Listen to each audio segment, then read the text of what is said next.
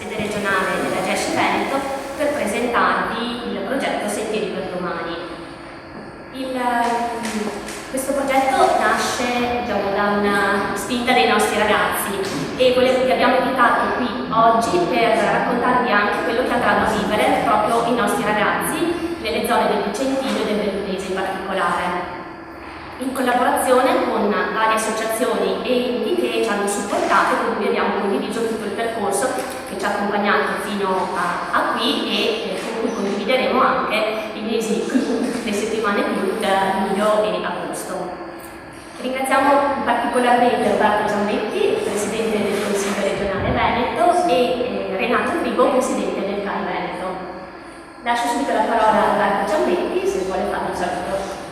Grazie infinite per l'invito e un saluto anche da parte mia a tutti i presenti, a Silvia Pennacchia, a Ivano De Biasio per la cortesia che ha avuto nel invitarmi a questa iniziativa. Un saluto anche al Presidente del CAI del Veneto Renato Frigo. Io intanto parto con i ringraziamenti per quello che ho visto, perché sabato e domenica, cioè ieri e l'altro giorno, ero a vedere un po' di cantieri della prova di soccorso fatta nelle montagne vicentine e ho visto operativamente il CAI che ha segnalato dove intervenire, ma gli scout presenti sia nel campo base di Enego sia ieri all'imboccatura delle 52 gallerie sulla Raccogna e Valle del Pasubio che gestivano e seguivano la parte logistica di quello che stava avvenendo sia nella strada delle gallerie sia negli scambi. Quindi veramente grazie per quello che avete fatto in questi giorni. Io purtroppo ho una piuttosto lunga esperienza amministrativa, una delle cose che più mi hanno coinvolto dal punto di vista umano e personale è stato fare l'assessore provinciale alla protezione civile e ricordo la collaborazione con gli scout per tantissime iniziative sia nei momenti di esercitazione sia nei momenti di bisogno, quindi ero qua intanto a ringraziarvi per quello che avete fatto e per l'esperienza che ho avuto con voi e ringraziarvi per quello che farete, perché appunto questa iniziativa che vede la voglia di mettere in sicurezza o far presente i problemi che possono esserci dopo quello che è avvenuto appunto lo scorso 29 ottobre e i giorni seguenti penso sia assolutamente necessario. Quello che abbiamo visto i giorni scorsi da parte nostra voleva, con una mappatura fatta dal CAI, riuscire a intervenire in quei punti dove non stanno intervenendo le aziende che stanno facendo l'esbosco delle foreste battute, interventi puntuali e precisi per mettere in sicurezza appunto dove è possibile i sentieri dove gli escursionisti mi auguro che queste settimane, questi mesi tornino a camminare e quindi anche quello che farete voi nelle prossime settimane è assolutamente importante per la Regione Veneto. Quindi veramente grazie per quello che farete e se serve e se c'è bisogno di qualche contatto appunto con la Regione, già so che avete i vostri canali istituzionali per appunto parlare con il dovere, ma mi metto anche a disposizione per essere da tramite per affrontare problemi, risolverli e eventualmente presentare progetti che possono essere utili alla vostra associazione. Quindi veramente grazie per l'invito, anche un piacere di vedere Fabio Fonte, non vedevo da qualche lustro e bene trovare anche amici di vecchia data. Grazie ancora e veramente buon lavoro. Il progetto Sentieri per Domani nasce da una esperienza comune che ha visto insieme alla nostra associazione, il CAI in primis, è appunto post 29 ottobre, dopo la tempesta Vaio, ad intervenire in quei luoghi o quantomeno coordinare le attività che erano necessarie per poter dare un aiuto alle popolazioni coinvolte. Da quell'esperienza che ci ha visto insieme coinvolti, gli stessi nostri ragazzi ci hanno sollecitato ad trovare delle modalità più opportune per poter a loro volta intervenire, per poter contribuire a questo ripristino. Abbiamo positivamente accolto questa istanza, e tant'è che poi ci siamo rivolti subito al CAI per chiedere come meglio poter intervenire e con quali modalità. Da qui è nato un tavolo tecnico che si è trovato insieme a ragionare e a sviluppare l'idea, cercando di mettere insieme le varie competenze.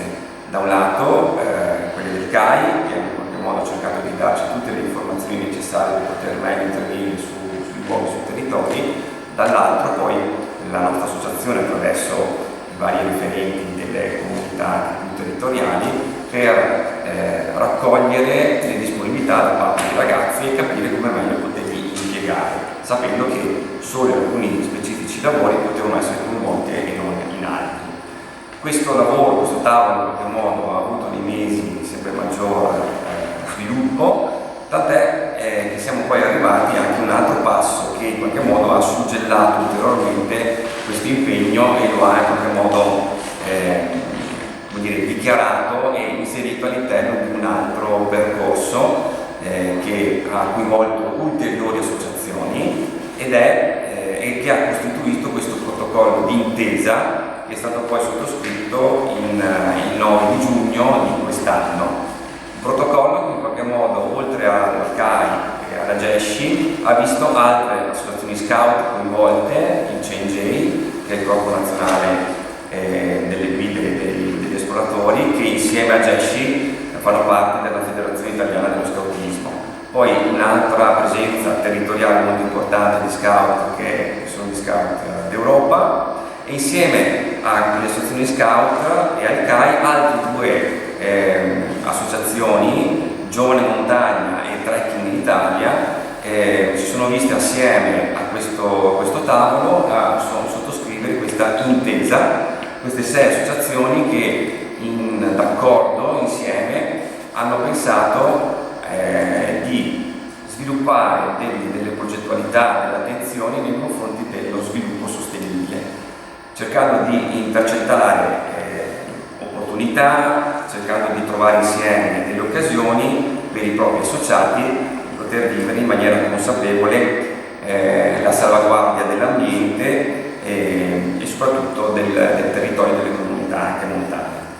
All'interno di questo protocollo abbiamo voluto inserire questo tipo di prima esperienza in modo da poter partire insieme e dare fin da subito un segno tangibile del nostro impegno nei confronti della sostenibilità, della cura dell'ambiente e del territorio. Le associazioni si sono viste fin da subito disponibili, infatti abbiamo anche qui le rappresentanze appunto del CNJ, i quali hanno fin da subito voluto insieme a noi capire e approfondire l'iniziativa, anche mandando alcuni loro ragazzi a partecipare a questi cantieri che poi illustreremo.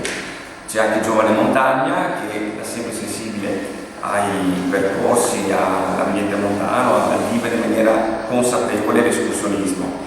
E proprio da questa sinergia, in qualche modo, abbiamo pensato sì a riflettere su come meglio ripristinare questi sentieri e capire come meglio farlo, però ci siamo anche interrogati un po' sul perché e sull'origine della sentieristica, cercando di capire come questi percorsi montani in qualche modo nel tempo hanno dato la possibilità alle popolazioni locali di essere utilizzati attraverso il collegamento tra territorio e territorio, vie di pascolo, di comunicazione, cercando di capire quale valenza antropologica anche il sentiero montano potesse avere, questo proprio nell'ottica di una maggior tutela e consapevolezza. Per quello da qui abbiamo cercato di capire insieme alle associazioni, al CAI, ma anche agli enti locali e ringraziamo in particolar modo la presenza del sindaco di Rivamonte Albordino, il signor Giovanni Leon, il quale ci ha in qualche modo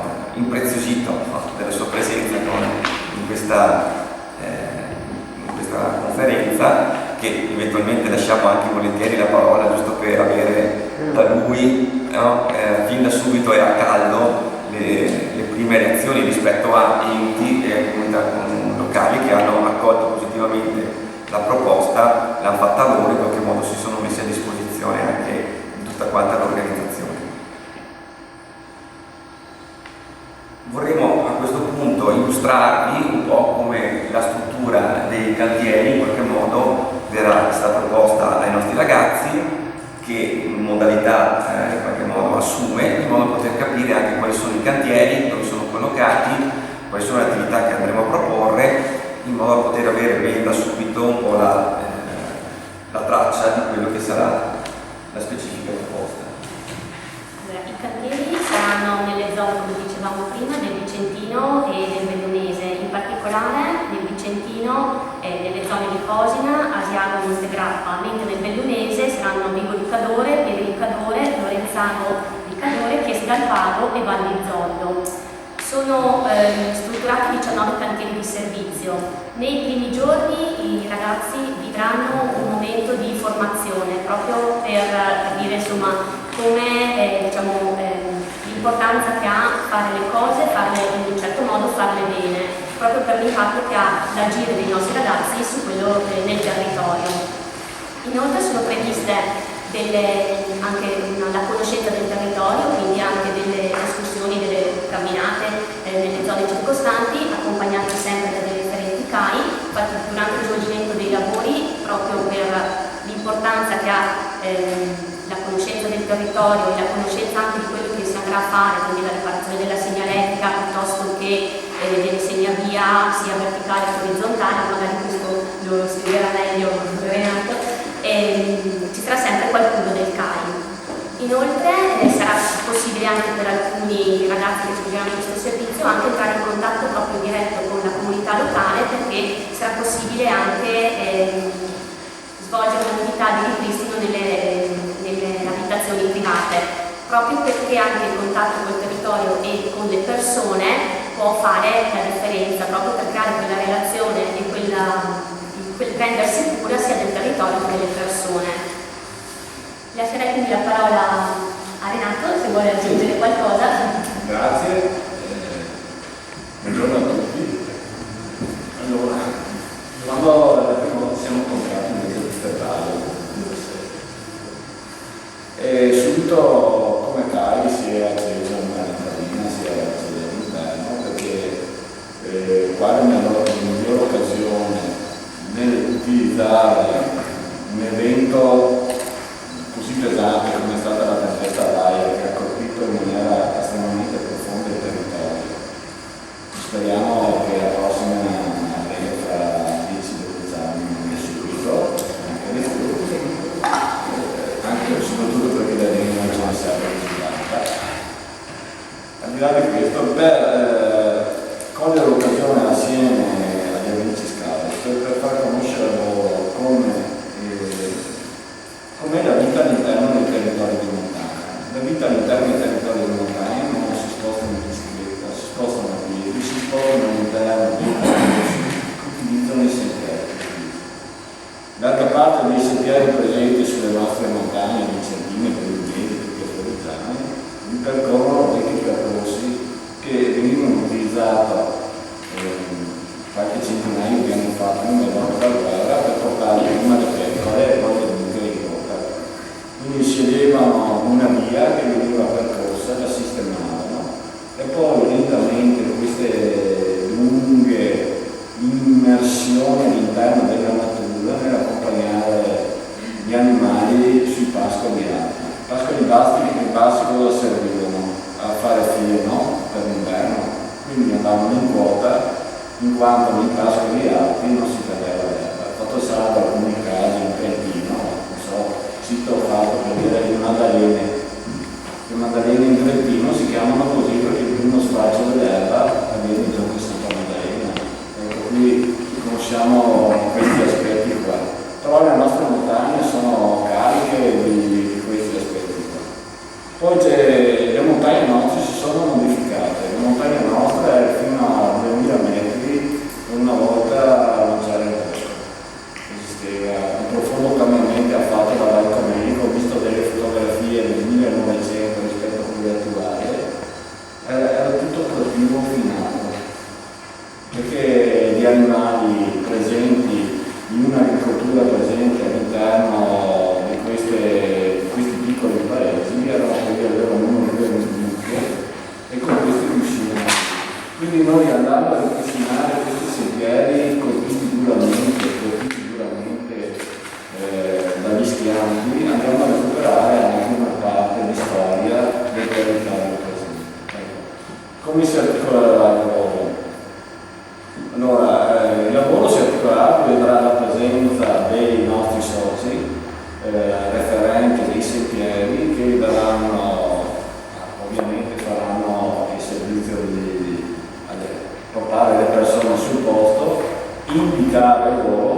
indicare loro, previo piccolo corso di formazione che il Piccone va utilizzato in una certa maniera, da dire in una certa maniera. Ci fa sorridere questo aspetto qua, però ricordiamoci che per chi vive in città sono strumenti desueti, anzi abbastanza distanti da noi, e impareranno che il picco può pesare da 1 chilo a 1,5 kg.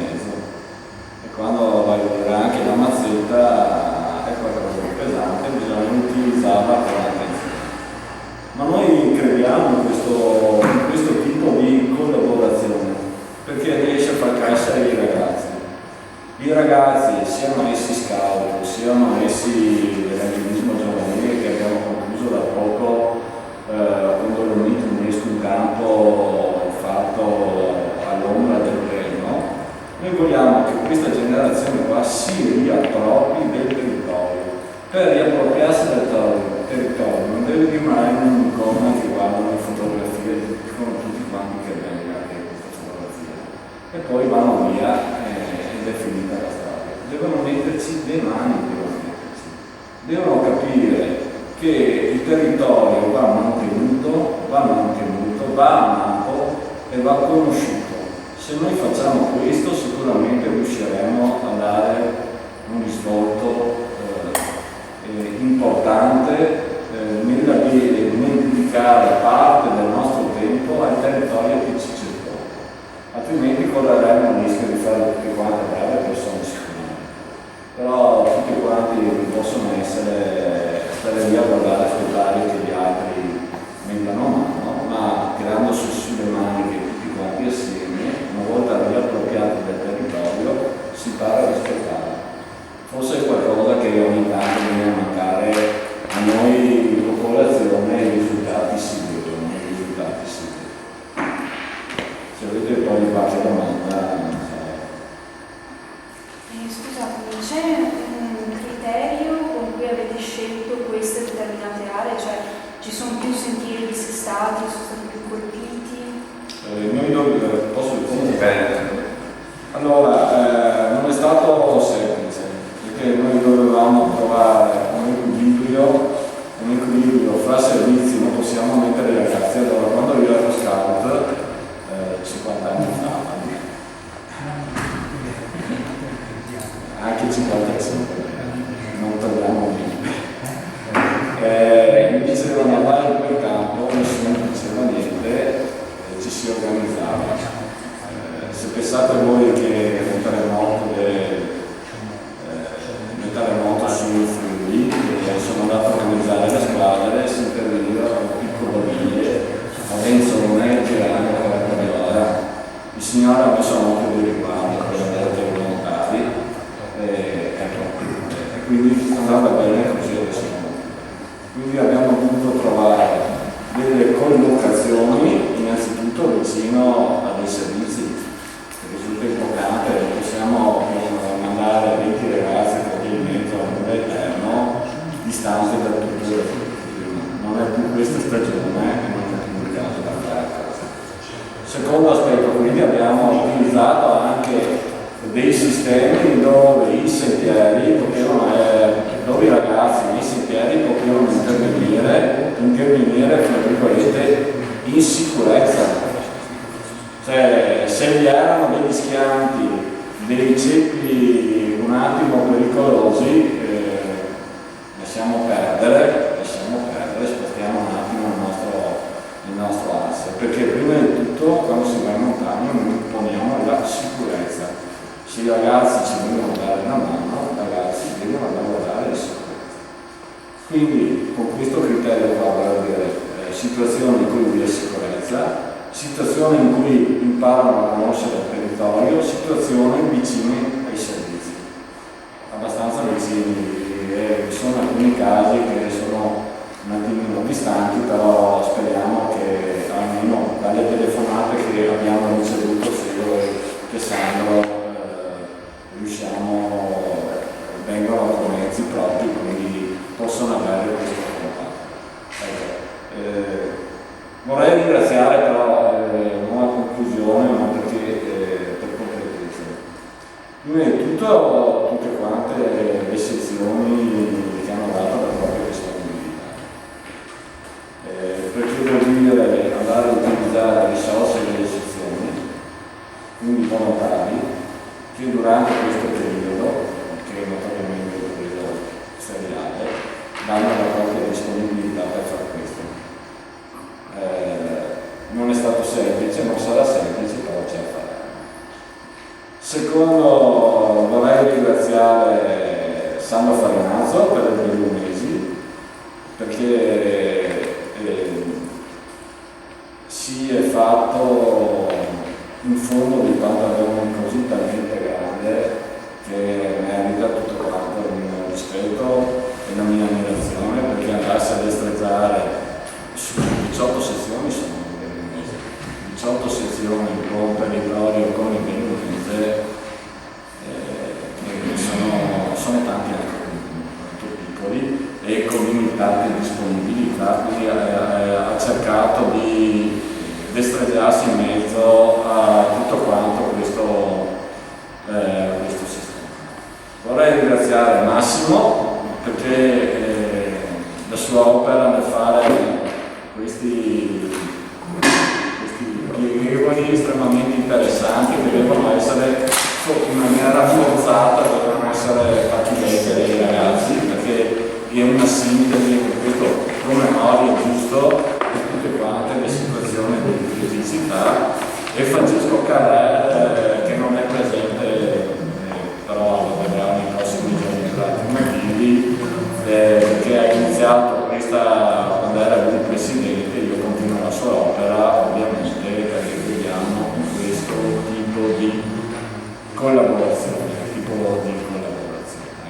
Quindi l'ultima cosa,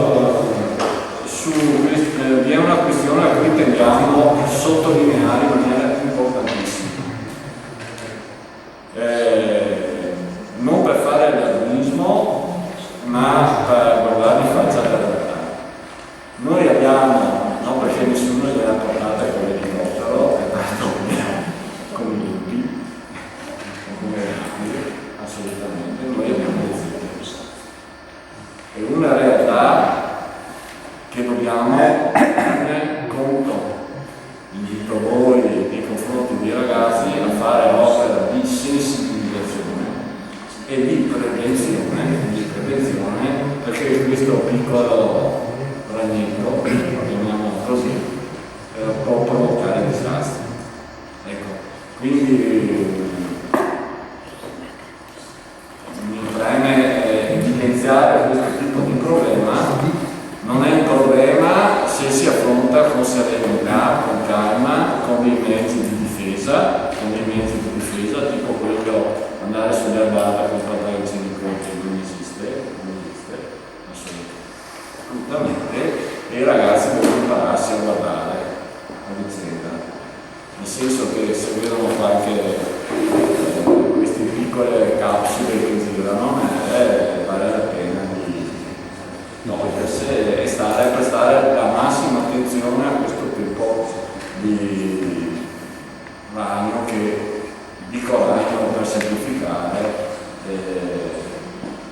la zecca, che è veramente una cosa importante con cui dovremmo fare i conti prossimamente. Sotto questo punto di vista ringrazio la Regione che in alcune province tipo il Bolognese mi auguro che anche il Vicentino faccia diventare gratuita la vaccinazione contro la TBE, che sarebbe quella che conosce il cervello pericolosa, e quindi diventi anche per la provincia di Vicenza che sia questa facilitazione e favorire questo genere. Mi permetto la precisazione: nel Bellunese è gratuito perché il riscontro che abbiamo avuto nei punti soccorsi è stato notevole rispetto a Vicenza, dove anche mia figlia 2 anni fa se ne è beccata una. Ripeto, è una cosa abbastanza, c'è, ma nel Bellunese sta diventando veramente preoccupante. Mi permetto di seguire il frigo in scia sulla sicurezza. Gli altri schiantati, tutti noi che abbiamo lavorato a Shanghai, è un grande un albero pesa qualche centinaio di chili e quando si muove può essere pericoloso. Ho visto il gioco delle leve proprio sabato mattina a Romana ed è una cosa a cui prestare attenzione, quindi si va a fare un gran lavoro, bisogna farlo in sicurezza e quando si tratta di spostare alberi lasciamolo fare a chi lo sa fare, perché questa situazione è appunto una cosa che abbiamo visto molto delicata da affrontare. Come avete avuto modo di sentire, diversi sono gli attori e le persone coinvolte su questo tipo di progetto che si stanno spendendo da diverso tempo con varie competenze, con varie sensibilità, ma l'aspetto che ci unisce è proprio quello di offrire ai nostri giovani, ai nostri ragazzi delle opportunità di conoscenza del territorio, di consapevolezza del loro ruolo all'interno del territorio, anche perché gli stessi ragazzi sono stati più volte protagonisti. Se vi ricordate anche qualche mese fa, anche l'iniziativa di Friday for Future, che in qualche modo ha visto molti dei nostri giovani in piazza a sollecitare un po' le varie amministrazioni a prendere dei provvedimenti, quantomeno iniziare dei percorsi che in qualche modo possano porre l'attenzione nei confronti della sostenibilità, della cura del territorio, dell'ambiente. In qualche modo già da quell'occasione hanno fatto percepire come